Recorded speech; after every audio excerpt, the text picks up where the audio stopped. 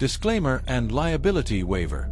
This video presents historical and documentary information about certain extremist figures and organizations, and is in no way intended to promote their ideologies or glorify their actions.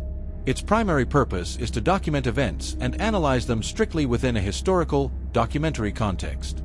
We strongly reaffirm our rejection of violence and terrorism and encourage viewers to critically evaluate the information provided.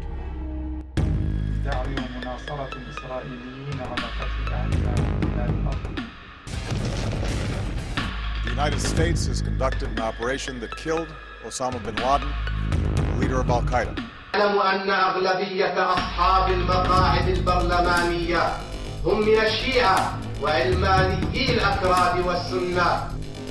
Now al-Zarqawi has met his end, and this violent man will never murder again. How did small groups of fighters transform into political forces controlling vast territories in the heart of the Middle East? Were the rise of al-Qaeda, ISIS, and Jabhat al-Nusra an inevitable outcome of regional conflicts, or were there deeper political calculations at play? Why did sharp ideological disputes erupt among the founders of these organizations themselves? Why did sharp ideological disputes erupt among the founders of these organizations themselves?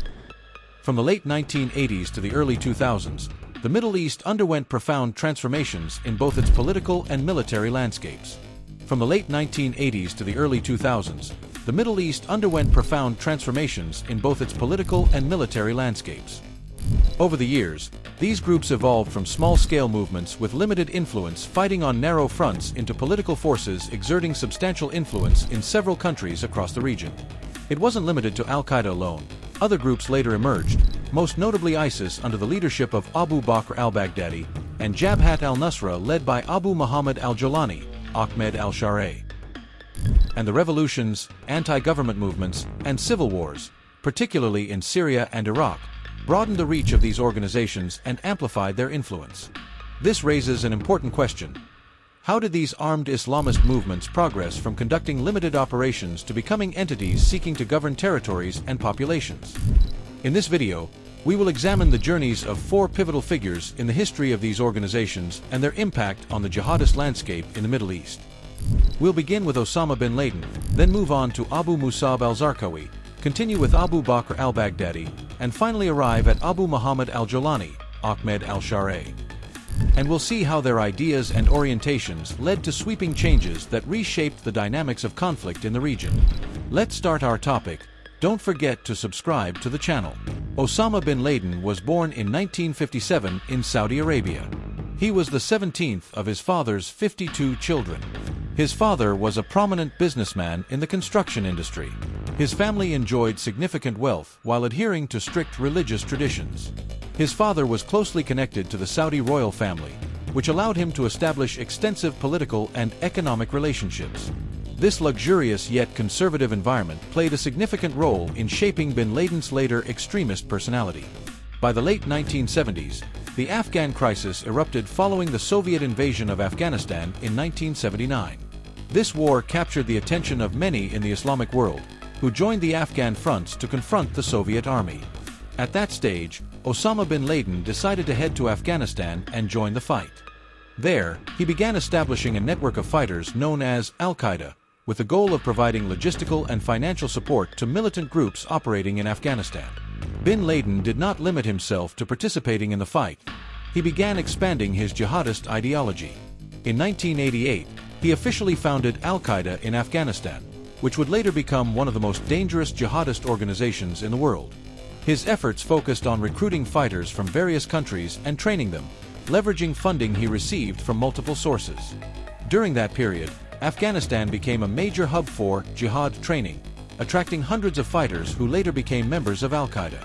After the Soviet forces withdrew from Afghanistan in 1989, bin Laden did not cease expanding al-Qaeda's activities. He began utilizing his network to carry out operations against what he described as infidel nations, particularly the United States.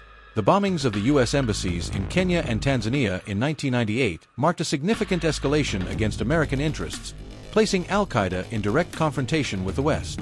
However, the biggest turning point came with the September 11, 2001 attacks, which marked a watershed moment in the history of the organization and international relations alike. In 2011, U.S. Special Forces, SEAL Team 6, tracked down Osama bin Laden and raided his hideout in Abbottabad, Pakistan, successfully killing him. Although this operation dealt a severe blow to al-Qaeda, the influence of bin Laden's ideology did not fade. He left behind a legacy of extremist ideas that fueled the rise of other organizations like ISIS and Jabhat al-Nusra. With al-Qaeda remaining a significant player in the jihadist arena, another name had already emerged in Iraq, playing a pivotal role in transforming these movements into jihadist entities with broader political and military dimensions: Abu Musab al-Zarqawi. Al-Zarqawi was born in Jordan in 1966 to a religious family and was influenced by jihadist ideologies from an early age. With the outbreak of the Afghan War in the 1980s, he joined the fight against the Soviets. However, he stood out for his more extreme and violent approach, as he did not limit his battle to the external enemy, but also adopted radical ideas against Arab regime. In 2003, with the U.S. invasion of Iraq, al-Zarqawi moved there to engage in open confrontation with American forces. He did not limit himself to targeting foreign soldiers but also focused on escalating attacks against civilians, particularly those from the Shia sect, which further fueled sectarian tensions in the country.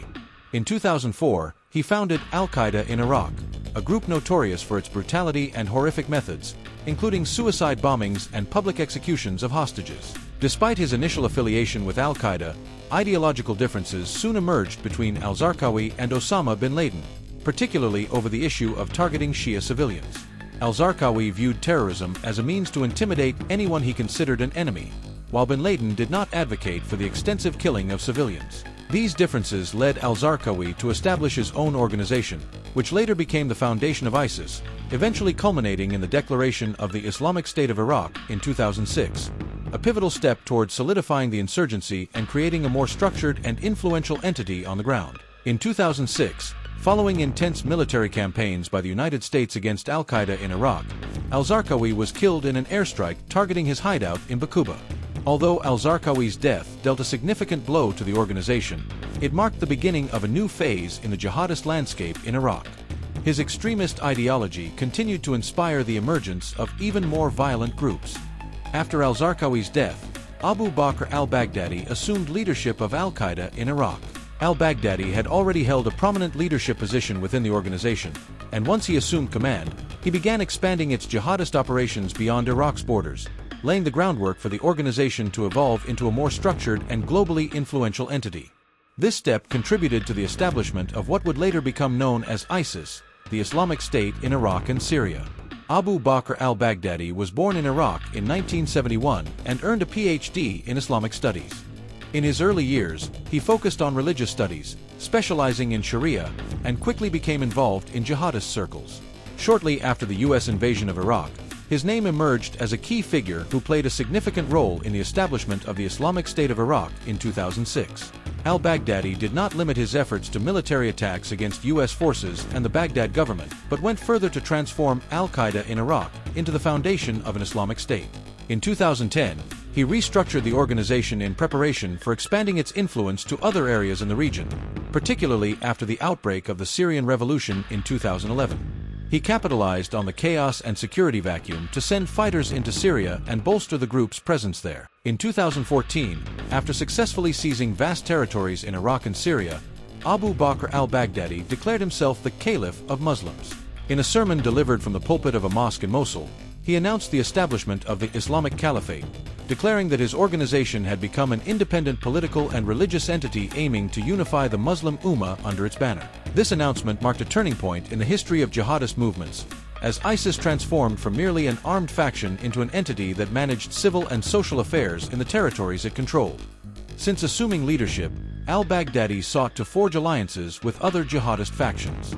However, his conflict with Jabhat al-Nusra, led by Abu Mohammad al-Jolani, became one of the most prominent divisions in the Syrian landscape. Al-Jolani refused to pledge his group's allegiance to ISIS, which escalated the conflict between the two factions and opened a new front of fighting in Syria. After years of battles against international and regional coalitions, U.S. President Donald Trump announced in 2019 the death of Abu Bakr al-Baghdadi in a raid conducted by U.S. elite forces, SEAL Team 6, in Idlib, Syria. Abu Bakr al-Baghdadi is dead. The death of al-Baghdadi dealt a severe blow to ISIS, but the organization continued to carry out terrorist attacks worldwide under its new leadership. This underscores that the violent ideology propagated by al-Baghdadi remains a significant global security threat.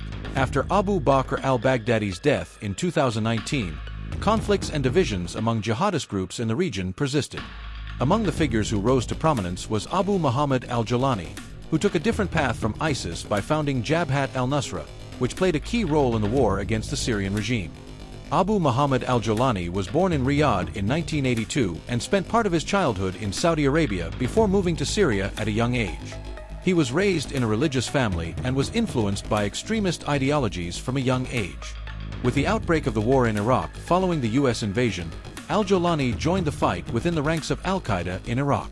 He later moved to Afghanistan, where he gained military and organizational experience within jihadist circles. With the outbreak of the Syrian Revolution in 2011, al-Jolani saw an opportunity to become a key player in the Syrian landscape. In 2012, he founded Jabhat al-Nusra for the people of al-Sham with the declared goal of toppling the Bashar al-Assad regime. The group quickly gained significant influence and received support from al-Qaeda, which gave it a prominent role in the fight against the regime. In 2013, Abu Bakr al-Baghdadi announced his intention to merge Jabhat al-Nusra under the banner of ISIS. However, al-Jolani firmly rejected this move due to ideological differences between the two organizations. This rejection led to Jabhat al-Nusra's split from ISIS, triggering violent clashes between the two factions in Syria. In the following years, Jabhat al-Nusra worked to strengthen its influence in the areas under its control. As military and international pressures escalated, al-Jolani took steps to distance his group from al-Qaeda. In 2016, he announced a name change to Ahmed al-Shara in an attempt to reshape the organization's image. Despite these transformations, al-Jolani remained a controversial figure in the Syrian jihadist landscape. He managed to maintain his organization's influence through a combination of military strength and tactical alliances with other groups, while continuing his rivalry with ISIS on the Syrian front. In his efforts to make Jabhat al-Nusra more pragmatic, Abu Muhammad al-Jolani focused on expanding his alliances within the Syrian conflict. Over time, he began taking tactical steps to strengthen his influence. He appeared in media interviews, cultivating the image of a strong leader admired by a segment of Syrian society. While continuing to fight the regime on multiple fronts, he shifted toward negotiations and agreements with other Syrian opposition factions. This approach drew criticism from some jihadists, who viewed these changes as a partial departure from traditional jihadist principles. Under his leadership, Hayat Tahrir al-Sham, formerly known as Jabhat al-Nusra, became one of the most prominent military factions in Idlib and other opposition-controlled areas. Al-Jolani was able to capitalize on the differing interests of regional and international powers, such as the United States, Russia, and Turkey, to maintain a degree of independence and influence. Despite repeated attacks on his forces by the Syrian army backed by Russia, al-Jolani managed to solidify his control over Idlib, relying on local alliances and Turkish support. As military and economic pressures increased, al-Jolani adopted a more pragmatic approach in dealing with regional and international powers. He began negotiating with Turkey and its allies in northern Syria to secure logistical and political support, while consistently striving to maintain Hayat Tahrir al-Sham as the foremost jihadist entity in the region. While the Syrian government continued its efforts to reclaim territories controlled by opposition factions, Abu Muhammad al-Jolani maintained his firm stance against any intervention or dominance by the Syrian regime or regional and international powers in the areas under his control. Despite clear differences with some opposition factions, al-Jolani sought to maintain a small degree of engagement with Western nations, despite their cautious view of Jabhat al-Nusra as a major obstacle to achieving a peaceful resolution in Syria. While the Syrian government continued its efforts to reclaim territories controlled by opposition factions, Abu Muhammad al-Jolani maintained his firm stance against any intervention or dominance by the Syrian regime or regional and international powers in the areas under his control. He emphasized that his battle against the regime was conducted independently of other jihadist organizations, relying on a popular base in Idlib and other areas under his control. On the internal front, al-Jolani adopted more conservative policies, aiming to regulate the movements of his fighters and organize local community affairs within the areas under his control. He also sought agreements with some local forces in Idlib, while simultaneously leveraging humanitarian aid provided by international organizations to alleviate military pressure on his group. Between November 27 and December 8, 2024, Syrian opposition factions launched a large-scale military operation known as Deterring the Aggression. During this operation, these factions managed to seize control of key cities such as Aleppo and Homs, eventually reaching Damascus. This coincided with President Bashar al-Assad leaving the capital on a flight to an unknown destination, leading to the collapse of the regime's institutions in Damascus. Following this collapse, the formation of what was called Ahmed al-Shara's interim government in Idlib was announced, serving as a transitional authority to lead the country temporarily until a nationally elected government could be established. The question that arises here is, will Ahmed al-Shara's government be able to achieve international balance and gain regional and global recognition, or will it be classified as an illegitimate government due to its leadership, most notably Abu Mohammad al-Jolani, being associated with organizations considered by many countries as extremist jihadist groups? The opinion is yours. How do you evaluate the trajectory of these movements and organizations? Share your thoughts in the comments. Finally, leave us a comment, and don't forget to subscribe and like for more upcoming videos on our channel, Infoblur. See you soon!